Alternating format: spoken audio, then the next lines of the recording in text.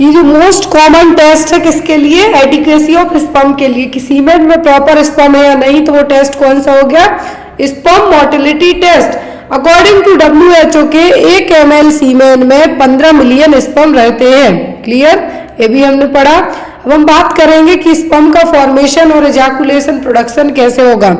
Sperm बनते हैं testicle के अंदर, बहुत छोटी छोटी सेमनीफेरस ट्यूब्यूल्स होती हैं, और जो टेस्टिकल है कहाँ पे होता है, स्क्रोटम के अंदर।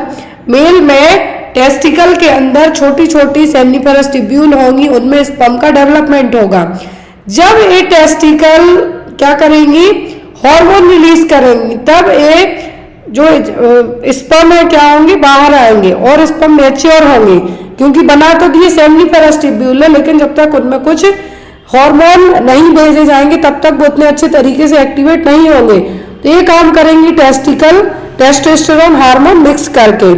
अब ये स्पर्म बनने के बाद ट्रेवल करेंगे एपिडिडमाइड्स में। यहाँ पर ये देखिए कुछ वीक तक ही रहेंगे, लेकिन इनका जो एक तरीके से हमें कहेंगे एपिडिडमाइड्स में क्या होंगे, स्टोर हो जाएंगे। बनने के बाद क्या होंगे, स्टोर हो गए, यहाँ पे जाके सेमनीफेरस ट्यूब्यूल ने बना दिए, एपिडिडमाइड्स में जाके स्टोर हो गए, कुछ वीक तक यहाँ पे रह के और मैच्योर होंगे।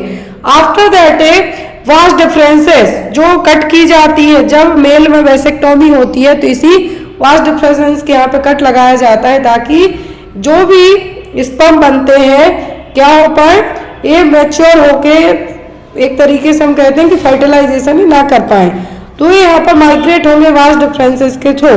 अब यहाँ पर सेमिनल ग्लैंड होती है जो कि कुछ फ्लूइड बनाएगी, नरिश करेगी किसको, सीमेन रिलीज करेगी, कुछ फ्लूइड भी निकालेगी, और इसी में मिक्स होके क्या होंगे, सेमिनल फ्लूइड हो गया, कुछ फ्लूइड प्रोस्टेट ग्लैंड रिलीज करेगी, प्रोस्टेट फ्लूइड और सेमिनल फ्लूइड मिलके सीमेन बनाएंगे, और इसी सीमेन में स्पर्म जाएंगे, और जब इजैकुलेशन होगा यूरेथ्रा के थ्रू तो सीमेन में मिक्स होकर स्पर्म बाहर निकल जाएंगे। तो ये तो स्पर्म का बनना कैसे इजैकुलेट हो गया। अब यहाँ पर स्पर्म में भी प्रॉब्लम होती है, जो आपने फर्टिलिटी पढ़ी है, सॉरी इनफर्टिलिटी, फर्टिलिटी का मतलब तो है कि आप एबल हैं बच्चा पैदा करने में, कंसीव करने में, लेकिन इनफर्टिलिटी का मेन रीजन होता है मेल में कुछ प्रॉब्लम होना, फीमेल में कुछ प्रॉब्लम होना। मेल हो सकता है प्रॉपर स्पर्म नहीं बना पा रहे हैं, या फिर बन रहे हैं तो उनकी काउंटिंग अच्छी नहीं है जितना जरूरी है कंसीव करने के लिए। तो 40% तक मेल रिस्पॉन्सिबल होते हैं और 40% तक फीमेल। मोस्ट ऑफ दी आपने स्टेट में देखा होगा कि सबसे ज्यादा जो इनफर्टिलिटी से लोग जूझते हैं वो जो गर्म वाली जगह है, जैसे मान लीजिए राजस्थान हो गया, वहाँ का टेम्परेचर बहुत हाई जाता है, तो वहाँ पे भी इनफर्टिलिटी के केसेस मोस्टली देखने को मिलेंगे। यहाँ पर मेल में इनफर्टिलिटी की हम बात कर रहे हैं कि मेल में इनफर्टिलिटी का रीजन क्या हो सकता है। एक हो सकता है एजोस्पर्मिया, दूसरा ओलिगोस्पर्मिया। मेन तो स्पर्म का ही खेल है। तो यहाँ पर एजोस्पर्मिया में क्या होगा कि 0 स्पर्म काउंट होगा, सीमेन रहेगा लेकिन उसमें स्पर्म नहीं रहेंगे, तो उस कंडीशन को कहा जाता है ईजोस्पर्मिया। दूसरा है ओलिगोस्पर्मिया, मतलब जो काउंटिंग होनी चाहिए, जो WHO के अकॉर्डिंग जो नॉर्मल 1 ml सीमेन में 15 मिलियन स्पर्म तक होने चाहिए, लेकिन ऐसा नहीं होगा। क्या होगा, ऐसा नहीं होगा किसमें, ओलिगोस्पर्मिया में। तो यहाँ पर जो आपका ओलिगोस्पर्मिया क्या है, लेस देन 15 मिलियन पर ml, 15 मिलियन पर ml स्पर्म काउंट से भी कम होना वो ओलिगोस्पर्मिया। अब यहाँ पर इन दोनों के रीजन भी अलग अलग हैं।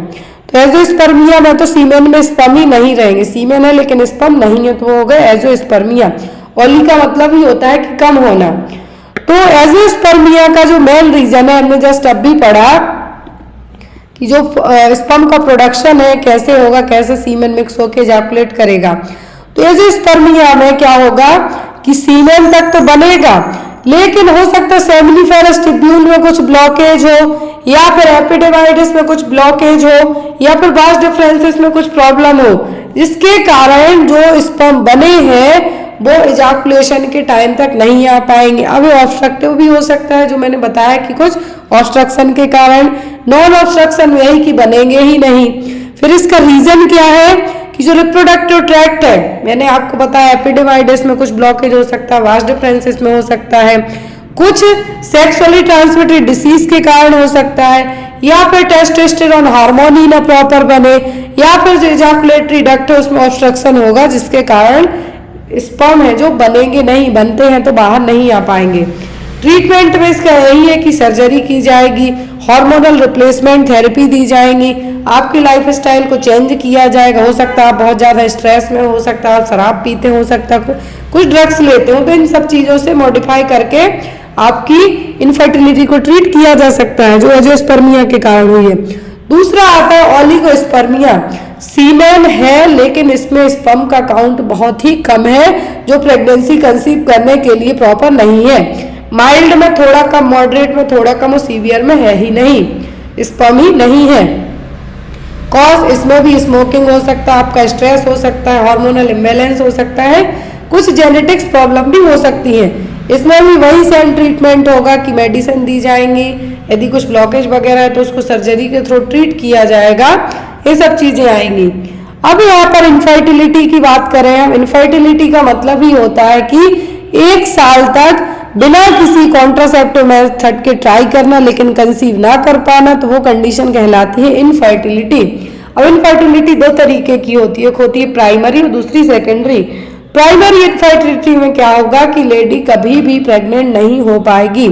लेडी मतलब यहाँ पर कपल की बात की जाएगी, couple has never produced a pregnancy, और कभी भी कंसीव नहीं कर पाएगी। तो अब इस केस में जो फॉल्ट है, या तो आप जो वुमेन है उसमें कुछ प्रॉब्लम्स है, ओव्यूलेशन सही से नहीं हो रहा है, या फिर कुछ ओवरी में प्रॉब्लम है, कुछ भी रीजन हो सकते हैं, या फिर मेल प्रॉपर स्पर्म ही प्रोड्यूस नहीं कर पा रहा है, ओलिगोस्पर्मिया, एंजियोस्पर्मिया है। दूसरा है सेकेंडरी। सेकेंडरी में एक बार आपने बच्चे को कंसीव किया, आपका बच्चा है, लेकिन जब आप दूसरी बार कंसीव करना चाहते हैं तो अनेबल है कंसीव करने में, ये क्या कहलाएगी? Secondary infertility. नेक्स्ट क्वेश्चन देखेंगे हम। आई होप आपको पूरे 3 से 4 क्वेश्चन तक यहाँ पे आपके बनेंगे। एक तो है कि एडिक्वेसी ऑफ स्पर्म कैसे चेक करेंगे? स्पर्म की मोटिलिटी से, स्पर्म कितना मोटाइल है या नहीं। अब दूसरा है यहाँ पर स्पर्म बनेगा कैसे, आपको पूछा जाए तो ये भी आपको आना चाहिए। इनफर्टिलिटी भी पता होना चाहिए, और स्पर्म में क्या प्रॉब्लम है जिसके कारण स्पर्म या तो 0 रहेगा तो एंजियोस्पर्मिया। सीमेन में स्पर्म है लेकिन बहुत